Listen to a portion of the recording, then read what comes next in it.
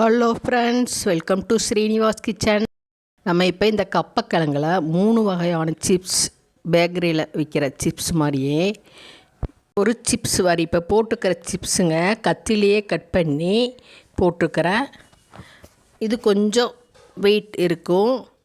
இன்னொரு சிப்ஸ் பாருங்க, குச்சி சிப்ஸு இந்த மாதிரி கட் பண்ணி இந்த மாதிரி போட்டுக்கலாம்.